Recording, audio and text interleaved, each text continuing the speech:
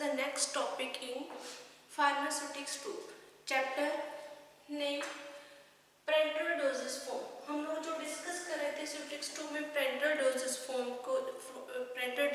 का चैप्टर हम लोगों ने स्टार्ट किया था, जिसके लास्ट लेक्चर जो लेक्चर नंबर फर्स्ट में हम लोगों ने डिस्कस किया था definition, advantage disadvantage, general procedure and उसका रूट ऑफ एडमिनिस्ट्रेशन।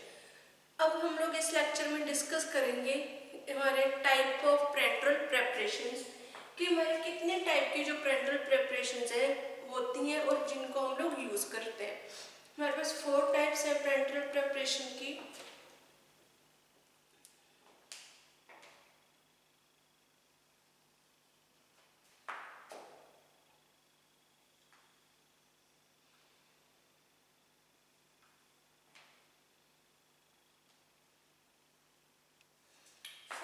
है हमारे पास पेरेंटल प्रेपरेशन की। फर्स्ट वन है सॉल्यूशन और emulsion of suitable for injection. जो हमारे पास फर्स्ट टाइप है वो है सॉल्यूशन और emulsion of medicament suitable for injection.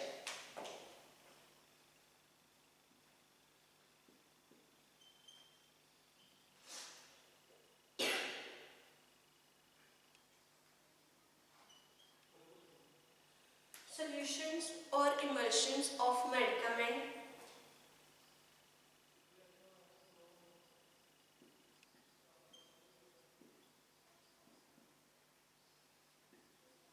suitable for injection। कि कौन से सॉल्यूशंस और emulsions हैं जो हमारे टाइप है, उसके लिए मेडिकामेंट्स इंजेक्शंस के लिए कौन से मेडिकामेंट्स जो है सूटेबल है। फर्स्ट है, सेकंड हमारे जो टाइप है वो है स्टेराइल सॉलिड, थर्ड है स्टेराइल सस्पेंशन,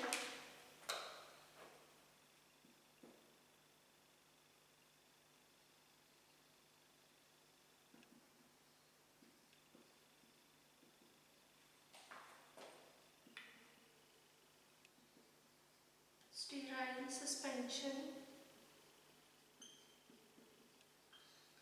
लास्ट वाला transfusion fluid.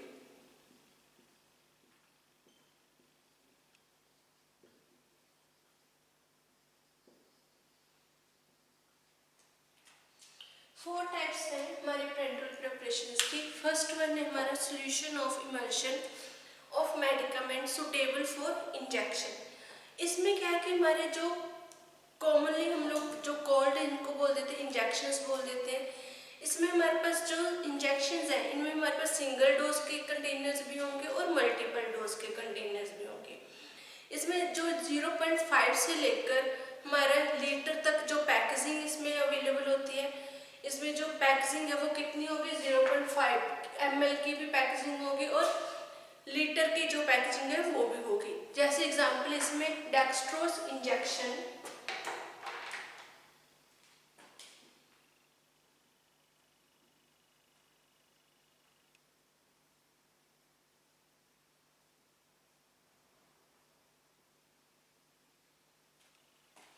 Dextrose injection. Second है हमारे पास स्टेराइल सॉलिड। इनमें जो ड्रग्स हैं जो सूटेबल नहीं होते सोल्यूशन फॉर्म में, जो जिनको हम लोग जो सोल्यूशन फॉर्म में प्रिपेयर नहीं कर पाते, स्टेबल नहीं होती, उनको हम लोग सॉलिड फॉर्म में ही कन्वर्ट करते हैं ड्रग्स को। Drugs not stable in solution are prepared by, जो हम लोग उनको प्रिपेयर करते हैं वो हम लोग करते हैं ड्राई सॉलिड की फॉर्म में हम लोग प्रिपेयर करेंगे। जैसे हमारे पास एग्जांपल है penicillin G sodium.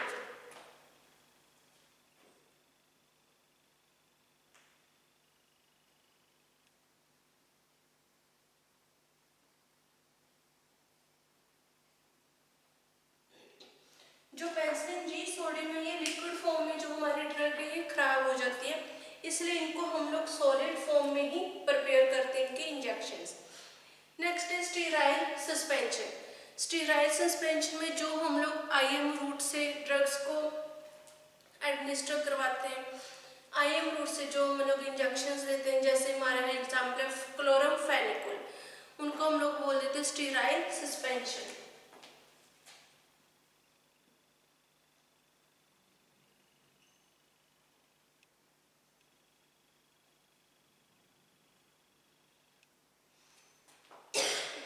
Chloramphenicol transfusion fluid है जिनको हम लोग एडमिनिस्ट्रेट करते हैं आईवी रूट से, और हमारी जो इनकी जो पैकेजिंग है कैपेसिटी है वो 500 ml तक होते हैं। जैसे हमारा एग्जांपल है dextrose, Ringer solution, dextrose solution.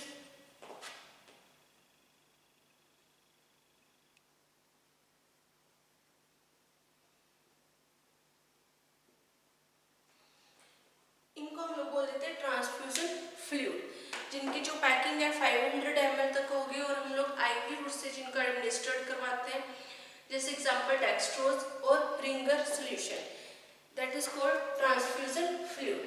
4 types है हमारे पेरेंटल प्रिपरेशन की। फर्स्ट वन इज सोल्यूशन और suspend emulsion of medicament suitable for injection, example is dextrose injection.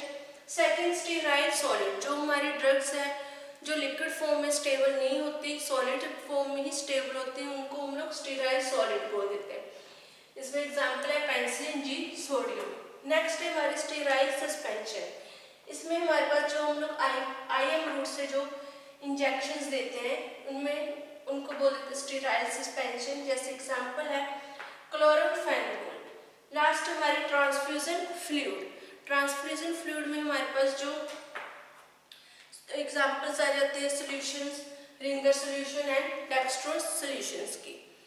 अब नेक्स्ट हमारे पास आ जाता है कि फॉर्मुलेशन ऑफ पेरेंटल प्रिपरेशंस।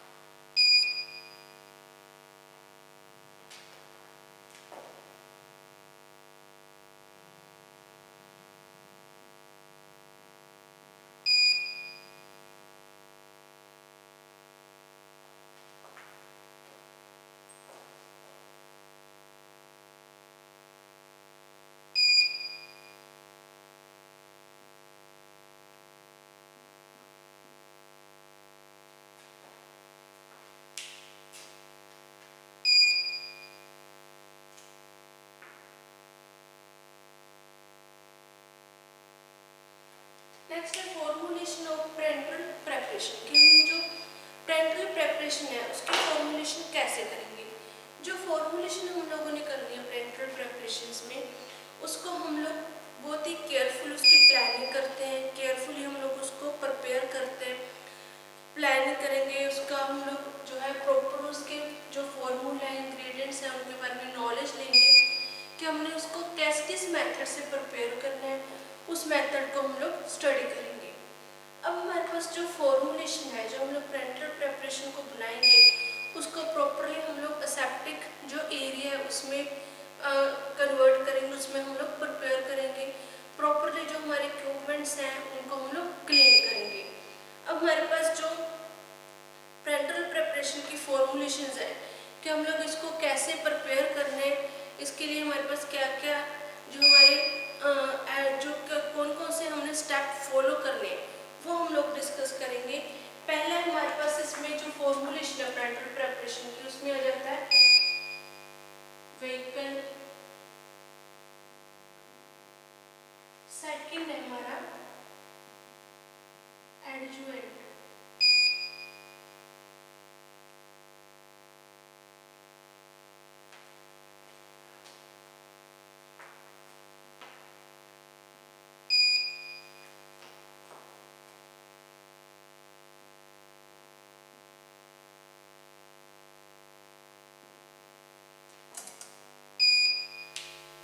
हमारे हम लोग जो इसमें यूज करते हैं, फर्स्ट वन है हमारा व्हीकल, सेकंड है हमारा एडजुवेंट।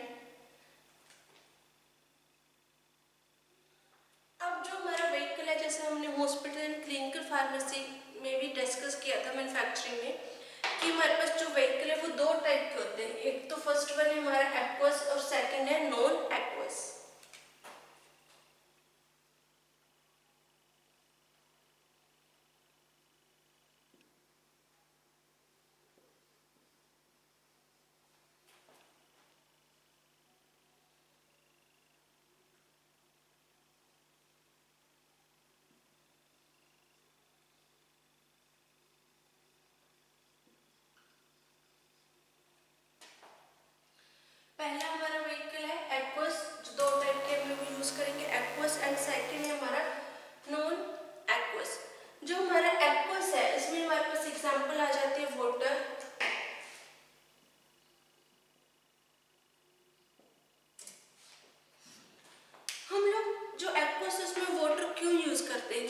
वाटर एक क्या सेफेस्ट और चीपेस्ट हमारे पास प्रोडक्ट है जिसको जो हमें इजीली अवेलेबल हो जाता है। जो हमारा एक्वस व्हीकल है, जो वाटर है हमारा, इसको हम लोग जो यूज करते हैं, एक तो वाटर फॉर इंजेक्शंस के लिए हम लोग इसको यूज करेंगे। सेकंड इसमें कार्बन डाइऑक्साइड है जो वो हमारे water for injection for carbon dioxide, इनके लिए हम लोग जो वाटर है उसका यूज करते हैं। अब हम लोग जब वाटर का यूज करेंगे तो इसको हम लोग प्रॉपरली जो डिस्टिलेट करके या बॉईल करके हम लोग इसका यूज करते हैं, क्योंकि इसमें बहुत सारी इम्प्योरिटीज होती हैं, माइक्रो ऑर्गेनिजम्स होते हैं, इसलिए हम लोग इसको डिस्टिलेशन असेंबली में डिस्टिलेट करेंगे, फिर वाटर का यूज करेंगे। अगर हम लोग जो वाटर का प्रॉपरली डिस्टिलेशन मेथड से हम लोग इसको डिस्टिलेट नहीं करते वाटर को, तो इसमें हमारे जो माइक्रो ऑर्गेनिजम्स होते हैं जैसे पायरोजन, तो वो माइक्रो ऑर्गेनिज्म क्या करेंगे, ग्रो कर जाते हैं। अगर ग्रो करेंगे तो हमारा जो प्रेपरेशन है वो कम्प्लीटली अपना इफेक्ट नहीं देगा। जो पायरोजन्स है, पायरोजन्स क्या है, हमारे पास मेटाबॉलिक प्रोडक्ट्स हैं, माइक्रो ऑर्गेनिजम्स हैं जो हमारे बॉडी में जाकर जो बॉडी टेम्परेचर है उनको राइज कर देते हैं। पायरोजन अगर हम लोग जो वाटर फॉर इंजेक्शंस हैं या हमारे जो एक्वस व्हीकल्स हैं, हम लोग जो वाटर यूज करते हैं उसमें अगर पायरोजन प्रेजेंट होंगे तो वो हमारे बॉडी में जाकर क्या करेंगे, हमारी बॉडी का जो टेम्परेचर है वो राइज कर देते हैं, जो पेशेंट उसको फीवर हो सकता है। इसलिए पायरोजन फ्री हम लोग जो वाटर है उसका यूज करते हैं। पायरोजन को से फ्री वाटर हम लोग कैसे यूज करेंगे, वाटर को प्रॉपरली डिस्टिलेशन असेंबली से डिस्टिलेट करेंगे, कंडेंसर्स के थ्रू होकर जो वाटर है वो हमारे पास हम लोग स्टोर करते हैं। सेकेंड, इसमें जो हमारे पास वाटर है उसमें जो हमारे इम्प्योरिटीज है उनको भी प्रॉपरली हम लोग जो है रिमूव कर देते हैं, जिसके कारण कि हमारे इसका मेन रीजन क्या है जो है रिमूव करने का, कि जब हम लोग प्रेपरेशंस बनाएंगे ब्रांडेड प्रेपरेशन, तो उसमें डस्ट, फाइबर, जो माइक्रो ऑर्गेनिजम्स हैं, वाटर के इम्प्योरिटीज हैं, वो हमारे जो है प्रेपरेशंस को डिटीरियोरेट ना करें।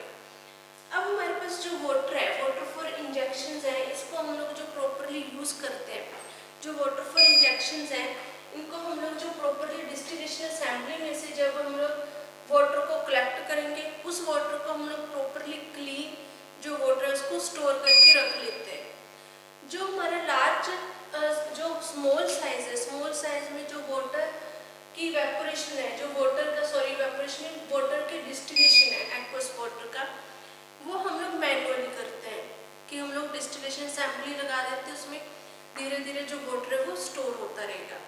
बट जो लार्ज टाइप है उसमें हम लोग ऑटोमेटिकली मशीन्स हैं जो हम लोग यूज करते हैं, वो मशीन्स के कारण हम लोग उसमें से जो वाटर है उसकी सप्लाई जो प्रॉपरली होती रहती है। बड़ी बड़ी जो डिस्टिलेशन की असेंबलीज लगी होंगी जिससे जो प्रॉपरली वाटर है वो डिस्टिलेट होता रहता है और हमारी जो रिक्वायरमेंट है वाटर की वो कंप्लीट होती रहती है। सेकेंड हमारा non aqueous vehicle. Non aqueous vehicle में हमारे पास एग्जांपल आ जाते हैं ऑयल्स एंड अल्कोहल।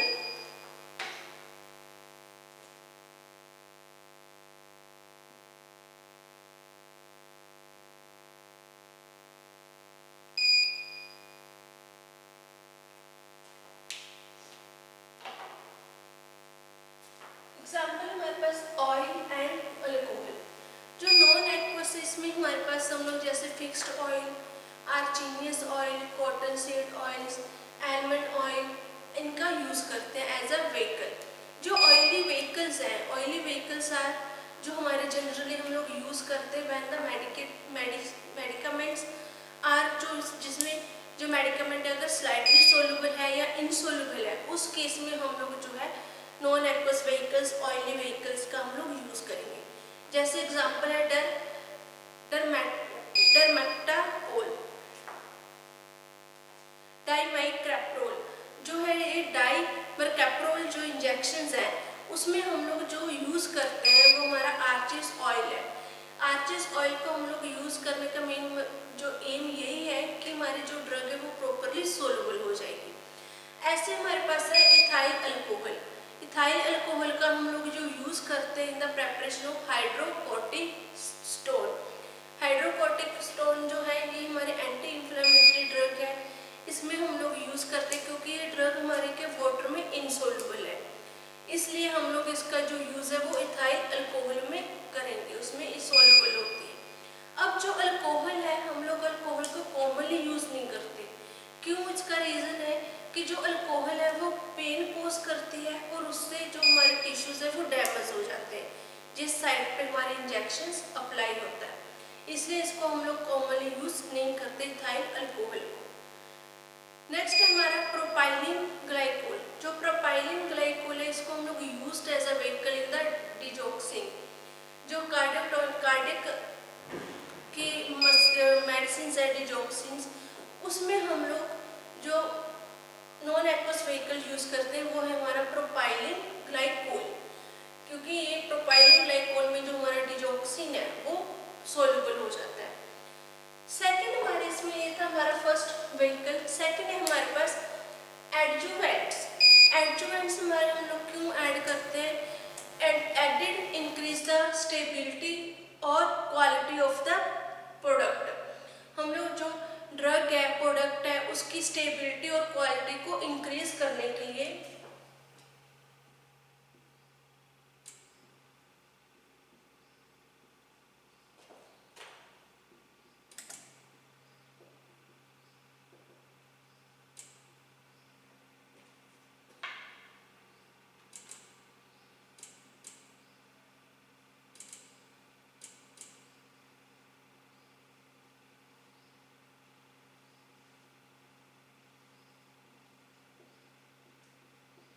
जो हमारी ड्रग है उसकी जो क्वालिटी है और स्टेबिलिटी है उसको इंक्रीज करने के लिए हम लोग क्या एडजुवेंट्स का यूज़ करते हैं। इनका जो सिलेक्टिंग है हम लोग सिलेक्ट कैसे करेंगे?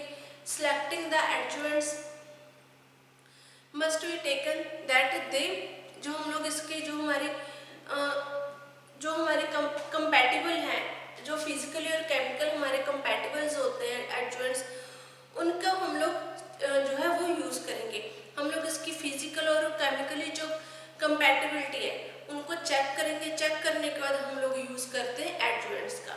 अब हमारे पास फॉलोइंग एडजुवेंट्स हैं जो हम लोग यूज़ करते हैं। फर्स्ट वन आ जाता है हमारा सोलुबलाइजिंग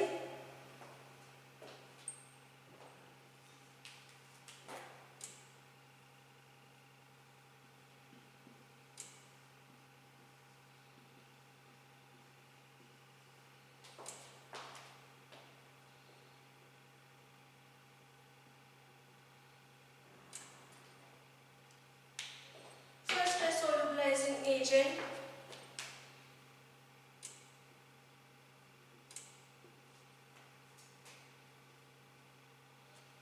इसके बाद है बफरिंग,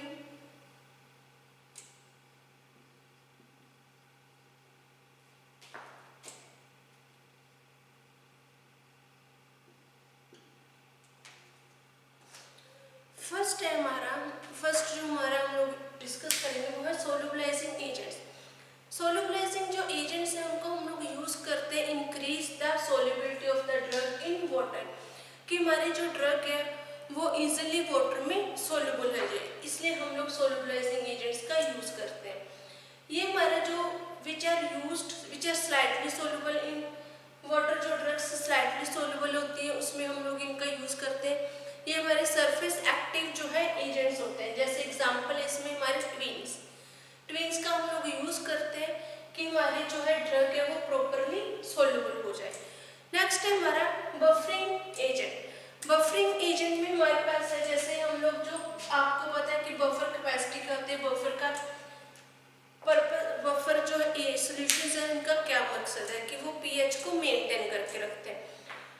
जब हम लोग कोई प्रोडक्शन करते हैं उसमें बहुत सारे केमिकल्स ऐड करते हैं, उसमें हम लोग बफर भी ऐड करेंगे कि हमारे जो सोल्यूशन है उसके पीएच को मेंटेन रखे, चेंज ना होने दें।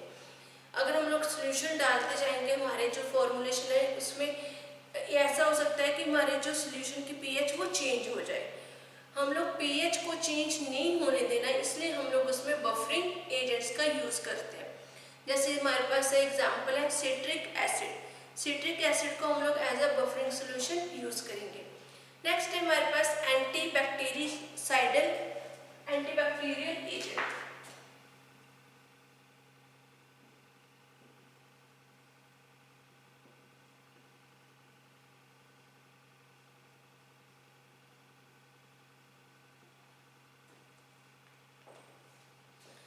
एंटीबैक्टीरियल एजेंट जो हमारे फॉर्मुलेशन है, अगर उसमें जो माइक्रो ऑर्गेनिजम्स की ग्रोथ ना हो, उनकी ग्रोथ को प्रिवेंट करने के लिए हम लोग उसमें एंटीबैक्टीरियल एजेंट्स यूज़ करते हैं। जो हमारे एंटीबैक्टीरियल एजेंट्स हैं उनके कारण हमारे जो प्रेपरेशन उसमें माइक्रो ऑर्गेनिजम्स की ग्रोथ नहीं होती, हमारी जो प्रेपरेशन है वो प्रिजर्व रहती है, उसमें जो है वो डिटेरोरेट नहीं होती। उसके बाद है हमारा नेक्स्ट है जो है स्टेबलाइजर्स।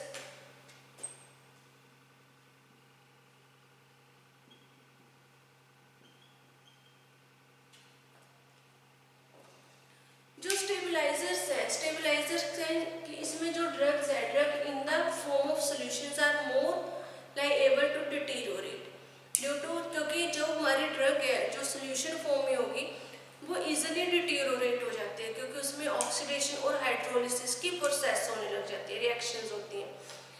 हम उनको कंट्रोल करने के लिए उसमें जो है सुटेबल स्टेबलाइजर्स का यूज़ करते हैं। जैसे ऑक्सीडेशन है, ऑक्सीडेशन की रिएक्शंस को प्रिवेंट करने के लिए हम लोग उसमें एंटीऑक्सीडेंट्स डाल देते हैं। जैसे एग्जांपल है हमारे पास थायोयूरिया, अस्कॉर्बिक एसिड्स जो एज अ एंटीऑक्सीडेंट्स का काम करते हैं। इसी तरह हमारे पास है सेकंड हाइड्रोलिसिस। हाइड्रोलिसिस को प्रिवेंट करने के लिए इसमें हम लोग जो है नॉन एक्वस जो व्हीकल्स हैं उनका यूज़ करते हैं। जो नॉन एक्वस व्हीकल्स हैं वो क्या करते हैं, हमारे सोल्यूशन की पीएच को मेंटेन रखेंगे, एडजस्ट करके रखेंगे, इसलिए हम लोग इसमें नॉन एक्वस व्हीकल्स का यूज़ करते हैं हाइड्रोलिसिस की रिएक्शन को प्रिवेंट करने के लिए।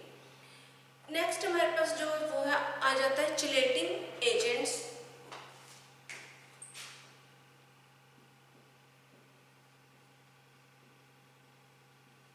चिलेटिंग एजेंट में हमारे पास आ जाती है एग्जांपल एडीटी। जो हमारे जो फॉर्मुलेशंस है इसमें एग्जांपल है हमारे एडीटी या फिर पोटाशियम जो सोडियम है टू सिट्रिक एसिड, इनको हम लोग ऐड करते हैं टू द चिलेटिंग एजेंट्स, क्योंकि ये क्या करते हैं, जो हमारे मेटालिक आयंस हैं उनको प्रिवेंट करते हैं फॉर्मुलेशन में। दे फॉर्म जब ये हमारे मेटालिक आयंस है जो प्रेजेंट हो जाते हैं उनको प्रिवेंट करेंगे। ये क्या करेंगे, जब हम लोग चिलेटिंग एजेंट्स डाल देते हैं, एक कॉम्प्लेक्स बना लेते हैं, जिससे जो हमारे चिलेटिंग एजेंट्स हैं जो हमारे मेटालिक आयंस हैं वो सॉल्वेंट में डिसॉल्व हो जाते हैं। उसके बाद है हमारा tonicity factors.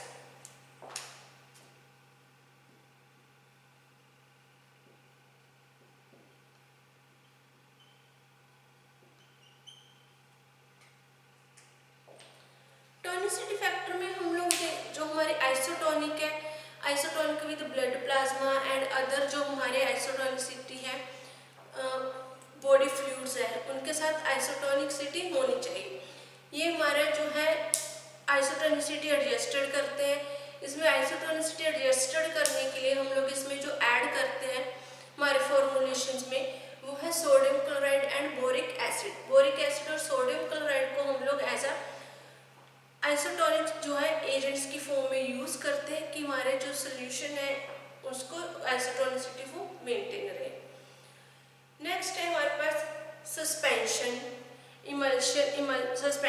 Emulsifying and wetting agents.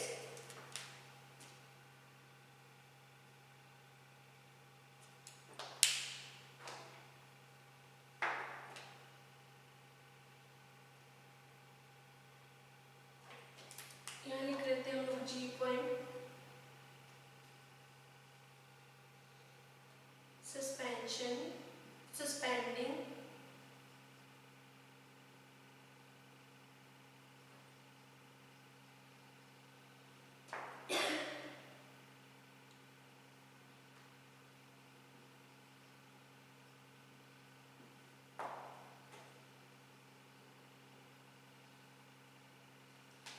suspending, emulsifying,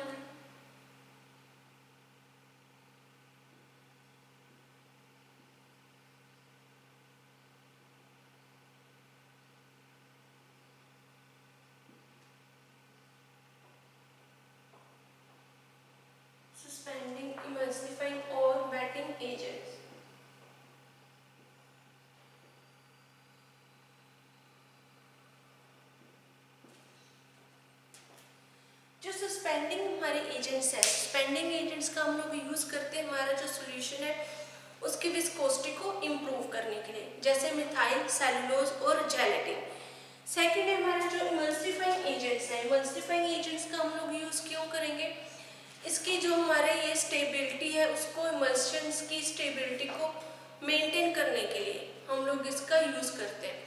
और वेटिंग एजेंट्स हैं, जो वेटिंग एजेंट्स का हम लोग यूज़ करते हैं जो हमारी लिक्विड और सॉलिड के बीच में जो इंटरफेशियल टेंशन है उनको हम लोग रिड्यूस करने के लिए, कम करने के लिए हम लोग वेटिंग एजेंट्स का यूज़ करते हैं। इससे जो हमारे सॉलिड पार्टिकल्स हैं और लिक्विड पार्टिकल्स हैं जो उनके बीच में जो इंटरफेशियल जो टेंशन लग रही है वो कम हो जाती है।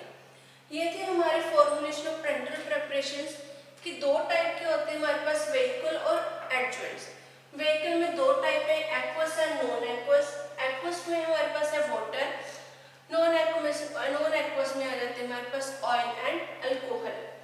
नेक्स्ट हमारे पास था एडजुवेंट्स। इसमें हमारे फर्स्ट था solubilizing agent, buffering agent, antibacterial agents, stabilizer, chelating agent, tonicity factors and last था हमारा G1 सस्पेंडिंग, इमल्सिफाइंग और वेटिंग एजेंट्स। ये हमारा यहाँ टॉपिक खत्म हो गया फॉर्मुलेशन ऑफ पेरेंटल प्रेपरेशंस का। नेक्स्ट लेक्चर में हम लोग डिस्कस करेंगे प्रोसेसिंग ऑफ पेरेंटल प्रेपरेशन, कि हम लोग पेरेंटल प्रेपरेशंस को बनाने के लिए क्या क्या प्रोसेसिंग करते हैं। ये हमारा जो